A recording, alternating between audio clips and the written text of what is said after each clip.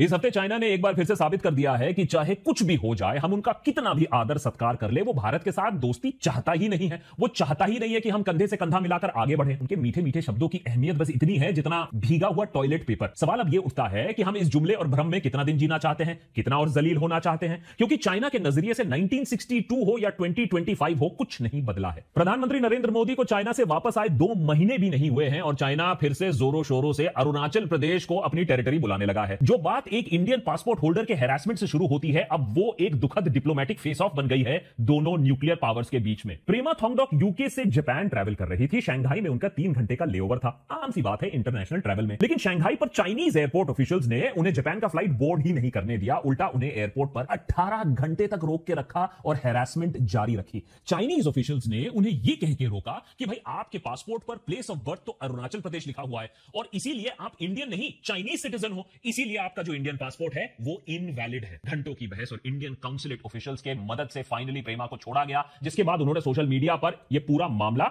इसको बताया क्या हुआ था। अब आप बोलोगे कि हो सकता है कि भाई ये अफसर की गलती हो सकती है। अब सरफिरों की कमी किसी देश में तो होती नहीं है, लेकिन इस घटना के सोशल मीडिया पर वायरल होते ही चाइनीज फॉरेन मिनिस्ट्री ने इस पर कड़ी टिप्पणी की। अपने स्टाफ की गलती मानने की बात तो आप भूल जाइए। चाइनीज फॉरेन मिनिस्ट्री के स्पोक्सपर्सन ने वर्ल्ड मीडिया के सामने भारत को खुली चुनौती दी। First of all, Zhejiang is China's territory. China never acknowledges the so-called Arunachal Pradesh illegally set up by India. हमारे देश में चाहे कितने भी राजनीतिक मतभेद हो जाए, मनमुटाव हो जाए, ट्रोलिंग हो जाए, लेकिन जब बात देश की सुरक्षा और अखंडता की आती है, तब हम भी सनीपाजी बन जाते हैं। दुश्मन का हैंडपंप उखाड़ने के लिए हम तैयार रहते हैं, लेकिन जब बात चाइना की आती है तो सरकार भी संयम से काम लेती है। डिप्लोमेसी के दायरे में रहते हुए हमने वही किया जो हम कर सकते थे। इंडियन एक्सटर्नल अफेयर्स मिनिस्ट्री ने चाइनीज डिप्लोमेट्स के साथ बीजिंग और न्यू दिल्ली में अपना प्रोटेस्ट रजिस्टर किया, डिमार्श इशू किया। इसके अलावा भारत ने भी प्रॉपर तरीके से प्रेस कॉन्फ्रेंस करके अरुणाचल पर अपना पोजीशन फिर से साफ किया। क्या ये बस एक इत्तेफाक है कि अरुणाचल का मुद्दा चाइना तब उठा रहा है जब सालों के बाद गालवान घाटी में खून खराबे को भुलाकर इंडिया अपने संबंध चाइना से सुधारने की कोशिश कर रहा? मोदी जी अभी सितंबर एंड में चाइना से होकर आए हैं, शी जिनपिंग के साथ हाथ मिलाकर आए हैं। भारत और चाइना के बीच में डायरेक्ट फ्लाइट्स अभी फिर से उड़ने लगी हैं और ऐसे में चाइना ने इस हरकत से साफ कर दिया है कि वो हमारे भरोसे लायक नहीं। चाइना भी जानता है कि हमारे हाथ बंधे हुए हैं। आफ्टर ऑल $126 बिलियन का सामान जो हम हर साल इंपोर्ट कर रहे हैं, नेहरू से लेकर अटल बिहारी वाजपेयी और मोदी तक, हम बार बार चाइना को समझने में गलती क्यों करते हैं? हम क्यों उनकी तरह सोच नहीं पाते हैं? और क्यों चाइना बार बार ये जो लेगेसी है, 70 साल पुरानी लेगेसी है हमें खंजर भोगने का, ये चेंज नहीं करने वाली है। और इसे ना समझना, चाइना को बार बार ट्रस्ट करना हमें महंगा पड़ा है और आने वाले दिनों में और महंगा पड़ने वाला है। अब अरुणाचल इशू को एक इंटरनेशनल लेवल बनाने की कोशिश कर रहा। सवाल यह अब उठता है कि जब बार बार इंडिया हाथ बढ़ा रहा है चाइना की तरफ दोस्ती का, तो चाइना ये दोस्ती क्यों कबूल नहीं कर रहा है? क्यों बार बार इंडिया को बैकस्टैप किया जा रहा है? वो नहीं चाहता है कि एशिया के रीजन में 2 स्ट्रॉन्ग पावर्स उभरे। भैया बेजिंग का डोमिनेंस होगा तभी काम बन पाएगा और आसपास मुझे और कोई नहीं चाहिए। और ना ही इंडिया यूएसए के साथ या जापान के साथ कोई क्वाड शॉर्ट करे और ना ही एक इकोनॉमिक कंपेटिटर की तरह उभरे। शायद इसीलिए चाइना खुशी खुशी हमें सामान इंपोर्ट करने देता है $126 बिलियन का, जिससे हम निर्भर रहें चाइना के ऊपर। इसका सोल्यूशन आप जानते हो, है तो पॉसिबल लेकिन होगा नहीं, कि we are at war, we are in an undeclared war with China, because China इसी तरीके से सोच रहा है। हाल ही में एक बहुत डिटेल्ड आर्टिकल में दिखाया गया था कैसे चाइना के पास कुछ बाकी नहीं रहा है दुनिया से खरीदने के लिए, वो सब कुछ अपने पास बना रहा है। सोचिए जब वो आत्मनिर्भर बन जाएगा तो चाइना सिर्फ ताइवान की बात नहीं है, वो अरुणाचल प्रदेश और वो लद्दाख में भी कितना और हावी हो जाएगा जब उसको रोकने के लिए दुनिया में और कोई ताकत नहीं रहेगी। तो we are at a war, लेकिन ये समझने की जरूरत है, उसके बाद ही हम कुछ काम कर पाएंगे। राम मंदिर पहुंचे कमांडो, पाक में हुआ बड़ा धमाका। अरे ये बात तो समझ में आ गई कि कमांडो के राम मंदिर पहुंचने से पाकिस्तान में बहुत बड़ा धमाका हो गया, लेकिन आखिरकार कमांडो के राम मंदिर पहुंचने से चाइना में बड़ा धमाका कब होगा? क्योंकि नीड ऑफ द आवर तो इस टाइम पर यही है। आपको शायद गोदी मीडिया वाले बताएंगे नहीं, लेकिन चाइना के फॉरेन मिनिस्ट्री के ऑफिशियल स्पोक्स पर्सन ने कल ये बात बोली है कि अरुणाचल इंडिया का पार्ट नहीं है। यस, सिंपली ये बात बोल दी गई है। एंड सबसे बड़ी बात तो ये कि इस स्टेटमेंट के ऊपर अभी तक लेजर बॉय एक्टिवेट क्यों नहीं हुआ? लेजर बॉय कहाँ हो बेटा?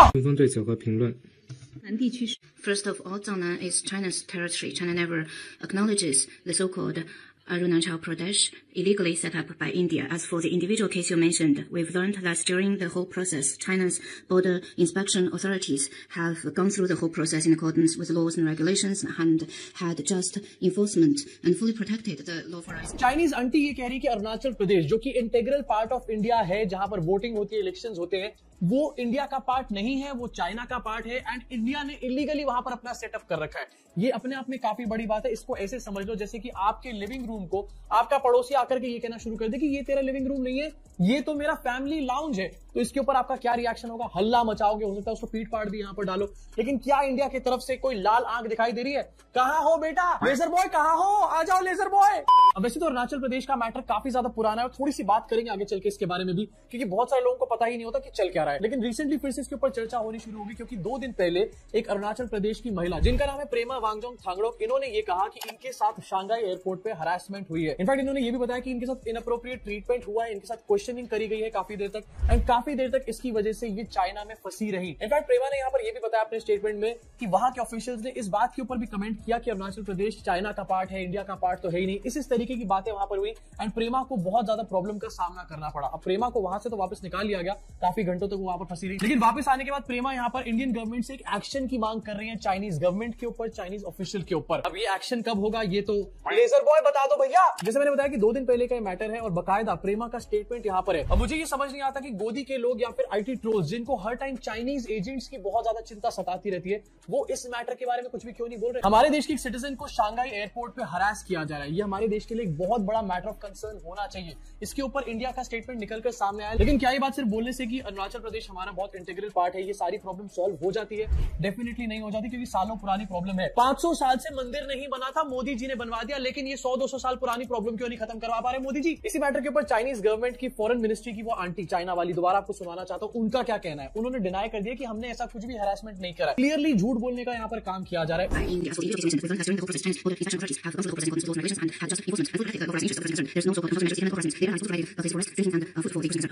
आंटी यहाँ पर क्लियर झूठ बोल रही है और डिनाई कर रही है कि कोई भी हरासमेंट नहीं हुई है। लेकिन चाइना के बोलने से क्या फर्क पड़ता है? चाइना तो आज तक ये भी कहता रहता है कि उन्होंने कोरोना वायरस नहीं फैलाने का काम किया, बट पूरे वर्ल्ड को यहाँ पर सच्चाइयां पता है। अब जब चाइना का ट्रैक रिकॉर्ड ऑलरेडी सब लोगों को पता है, तो आखिरकार ये लेजर बॉय कहां है भैया? लेजर बॉय को तो ले आओ कोई निकाल के कहीं से। देखो यूजुअली बताया जाता है कि मोदी सरकार की फॉरेन डिप्लोमेसी, तो भैया क्या बात है, बहुत ही बढ़िया फॉरेन डिप्लोमेसी है। एंड देखा नहीं तुमने अभी रिसेंटली मोदी जी गए थे मेलोनी के साथ, कैसे मतलब खाखा की कर रहे हैं? इससे अच्छी डिप्लोमेसी तो कोई हो ही नहीं सकती। लेकिन क्या ये फॉरेन डिप्लोमेसी एक्चुअली में सही है? कश्मीर को पाकिस्तान अपना हिस्सा बताने की कोशिश करता है, दूसरी तरफ अरुणाचल प्रदेश को चाइना अपना हिस्सा यहाँ पर क्लियरली बताने का काम कर रहा है। कहां है हमारे फॉरेन डिप्लोमेसी वाले चाचा? एंड यूजुअली हम यहाँ पर देखते हैं पाकिस्तान कोई बात बोलता है कश्मीर के बारे में, तो यहाँ से कहा जाता है कि इनको इस बार जवाब दिया जाएगा। लेकिन चाइना अगर ऐसी बात बोलता है अरुणाचल प्रदेश के बारे में, तो आखिरकार चाइना के लिए क्यों नहीं कहा जाता कि इनको इस बार एक्चुअल वाला जवाब दिया जाएगा, बॉर्डर के ऊपर जवाब दिया जाएगा? क्या अरुणाचल प्रदेश को हम लोग दिल से अपना नहीं यहाँ पर मानते, या फिर चाइना को हम यहाँ पर बॉर्डर पे जवाब देना चाहते ही नहीं है? इसी साल के अगस्त में मोदी जी ने शी जिनपिंग के साथ मुलाकात करी थी एससीओ समिट में, एंड वहां पर क्या बात हुई थी दोनों के बीच में, ये आपको आगे चल के दिखाऊंगा। लेकिन उससे पहले जरा अरुणाचल प्रदेश की इस प्रॉब्लम के बारे में यहाँ पर बात करना चाहता हूँ। क्यों बार बार ये मैटर निकल कर खड़ा होता है? एक्चुअली में अरुणाचल प्रदेश किसका पार्ट है, इंडिया का या फिर चाइना का? देखो यहाँ पर डिस्प्यूट काफी ज्यादा पुराना है, लेकिन 1914 में एक शिमला कन्वेंशन नाम की चीज हुई थी, जहां पर ब्रिटिशर्स ने और तिब्बत के लोगों ने एक लाइन ड्रॉ करी थी एंड उसके ऊपर अग्रीमेंट बनाने का काम किया था। वो लाइन जो ड्रॉ करी गई थी उसको कहा जाता है McMahon line, and Arunachal Pradesh जो है वो उस लाइन के इस तरफ आता है जिस तरफ इंडिया है। तो क्लियरली यहाँ पर शिमला कन्वेंशन के हिसाब से अरुणाचल प्रदेश इंडिया का ही इंटीग्रल पार्ट है। इनफैक्ट अरुणाचल प्रदेश में इलेक्शंस होते हैं, वहां का लॉ एंड ऑर्डर इंडिया के पास है, अलग अलग इंडियन स्कीम्स का फायदा लोगों को वहां पर मिलता है। चाइना से वहां पर कुछ भी नहीं दिया जा रहा, चाइना वहां पर कोई इलेक्शन नहीं करवा रही, तो आखिरकार चाइना इसको क्लेम कर भी कैसे सकती है? लेकिन 1914 का जो शिमला कन्वेंशन है, जिसको लेकर के कहा जाता है, इंडिया ये कहता है कि अरुणाचल प्रदेश हमारा पार्ट है, चाइना ये कहता है कि मैं तो इस टाइम पर वहां पर मौजूद था ही नहीं, मैंने तो इस पर कोई साइन वहां पर करे नहीं, तो मेरे हिसाब से मैकमोहन लाइन वगैरह कुछ भी नहीं है, मैं तो इसको नहीं मानने वाला। अब इस टाइम की सिचुएशन ये है कि वहां पर सारा एडमिनिस्ट्रेशन, इलेक्शन, पूरा सिस्टम इंडिया का चलता है, लेकिन चाइना अपने मैप्स में, अपने स्टेटमेंट में, इनफैक्ट अपनी वीजा पॉलिसी में भी अरुणाचल प्रदेश को साउथ तिब्बत बोलने का काम करता है। एंड क्लियरली बात समझ में आती है कि चाइना यहाँ पर बेईमानी कर रहा है। इसकी वजह से बार बार स्टैंड ऑफ भी देखने को मिलते रहते हैं अरुणाचल प्रदेश में। लेकिन इंडियन गवर्नमेंट सीरियसली इसका जवाब आखिरकार क्यों नहीं देती? बॉर्डर्स पे इसका जवाब क्यों नहीं दिया जाता, जैसे कि पाकिस्तान के साथ दिया जाता है? यहाँ पर जब मोदी जी प्रधानमंत्री नहीं बने थे तो उन्होंने कहा था कि चाइना को लाल आंख दिखा करके बात करनी चाहिए, ये प्रधानमंत्री मनमोहन सिंह के लिए कहा गया था। लेकिन जब से मोदी जी पीएम बने हैं तब से वो चाइनीज प्रेसिडेंट के साथ 2-3 बार मुलाकात कर चुके हैं, लेकिन लाल आंख एक भी बार नहीं दिखाते। इनफैक्ट आपको दिखाना चाहता हूं, पिछले 1.5 साल में 2 बार यहाँ पर मुलाकात हुई है। पहली ब्रिक्स समिट 2024 और उसके बाद इसी साल के अगस्त में एससीओ मीट में मोदी जी और शी जिनपिंग की मुलाकात हुई। इनफैक्ट इसी मुलाकात में ये भी कहा था दोनों नेताओं ने कि बॉर्डर इश्यूज को रिजॉल्व करने पे और ज्यादा यहाँ पर मेहनत करी जाएगी, इनकी मीटिंग में डिसाइड हुआ था। लेकिन प्रेमा के इंसिडेंट के बाद से ये बात कहीं पर भी नहीं कही जा सकती कि बॉर्डर इश्यूज रिजॉल्व हो रहे हैं। क्लियरली यहाँ पर चाइना कह रहा है कि इंडिया ने अरुणाचल प्रदेश में इलीगल सेटअप कर रखा है। इतनी बात कहने के बाद तो आरएसएस की वो जो 3 दिन वाली आर्मी है उसको पहुंच जाना चाहिए था चाइना के बॉर्डर के ऊपर पर एंड चाइना को पूरी तरीके से नेस्तो नाबूद कर देना चाहिए था। लेकिन कहां है भैया ये लोग? इनफैक्ट इनका कमांडर किधर है? अब जिस टाइम पर ये बॉर्डर इशू आकर के खड़ा हो चुका है उस टाइम पर यहाँ पर इसके बारे में कोई बात नहीं हो रही। गोदी मीडिया इसके ऊपर कोई डिस्कशन नहीं कर रहा, कोई लाल आंख, कोई आईटी सेल के ट्रोल्स इसके बारे में बात नहीं कर रहे। इनफैक्ट अभी हम लोग बात कर रहे हैं राम मंदिर के बारे में। मोदी जी अयोध्या में जाके रोड शो कर रहे हैं एंड उसी को लेकर यहाँ पर मीडिया कह रही है कि अयोध्या पहुंचा कमांडो एंड पाकिस्तान में इससे बड़ा धमाका हो गया। कमांडो अयोध्या पहुंच गया है लेकिन चाइना में धमाका क्यों नहीं हो रहा? फिर से ये बात पूछना चाहता हूं। इनफैक्ट पूरे देश को इसमें डाइवर्ट कर दिया गया कि कल अयोध्या में ध्वजारोपण किया गया है एंड मोदी जी ने ये वियर्ड सा यहाँ पर नमस्कारम भी किया है। अब कई लोग कह रहे हैं इसको लेकर के कि हाँ भैया ये होता है कुछ हिंदू धर्म में, लेकिन ट्रस्ट मी मेरी फैमिली काफी ज्यादा पूजा पाठी लोग हैं एंड मैंने आज तक ऐसा वाला नमस्कार किसी को करते हुए नहीं देखा। फिर भी अगर ऐसा वाला होता होगा तो प्लीज कमेंट सेक्शन में बता देना भैया, हमारे को सारी बातें तो पता नहीं है, हम मोदी जी की तरह कोई परम ज्ञानी वगैरह तो है नहीं। अब मोदी जी अयोध्या में जाकर धर्म के नाम पर ऐसा पॉलिटिकल इवेंट करें किसी को कोई फर्क नहीं पड़ता, लेकिन एक्चुअल रियल इश्यूज जो है उनको तो यहाँ पर एड्रेस किया जाए। चाइना के इस क्लेम के ऊपर एटलीस्ट प्रधानमंत्री को एक प्रेस कॉन्फ्रेंस यहाँ पर करनी चाहिए थी। प्रेस कॉन्फ्रेंस तो खैर छोड़ दो, कम से कम यहाँ पर एक मीडिया बाइट तो निकल करके सामने आती या फिर मोदी जी का एड्रेस टू नेशन ही सामने आ जाता, लेकिन ऐसा कुछ भी देखने को नहीं मिल रहा। इस साल में एक एक करके बड़ी घटनाएं हो रही है एंड जितने भी क्लेम्स यहाँ पर करे जाते हैं मोदी सरकार के द्वारा फॉरेन डिप्लोमेसी के या फिर बॉर्डर सिक्योरिटी के, वो सारे के सारे यहाँ पर धराशायी हो चुके हैं। सबसे पहले पहलगाम अटैक हमने यहाँ पर देखा and border safety and security वहां पर पूरी तरीके से लैप्स होती हुई हमारे को नजर आई। उसके बाद हम देख रहे हैं कि दिल्ली में धमाका हो रहा है, वहां पर भी एक breach of safety and security clearly हमारे को यहाँ पर नजर आ रही है। अब चाहे उसको कवर अप करने के लिए हम किसी भी धर्म को यहाँ पर टारगेट करते रहे, लेकिन सच्चाई वहीं पर रहने वाली है। एंड तीसरी चीज हम यहाँ पर ये देख रहे हैं कि चाइना ओपनली, चाइना का जो फॉरेन मिनिस्ट्री है वो अरुणाचल प्रदेश को क्लेम करने की बात कर रहा है। मतलब ना ही हमारे बॉर्डर सेफ है और ना ही हमारी फॉरेन डिप्लोमेसी जो है वो विश्व गुरु या फिर प्रोमैक्स टाइप की है। यहाँ पर इन सब सिचुएशंस में कोई भी चुनी हुई सरकार यहाँ पर प्रेशराइज हो जाएगी, लेकिन चुनी हुई सरकार होगी तब प्रेशराइज होगी ना, वोट चोरी वाली सरकार तो होने नहीं वाली। क्या आपको लगता है कि जिस तरीके से हम पाकिस्तान को जवाब देने की बात करते हैं, बॉर्डर पे जवाब दे देंगे, घर में घुस के मार देंगे, सेम तरीके के जवाब की बात हम चाइना के लिए भी कभी करेंगे हमारी सरकारें यहाँ पे?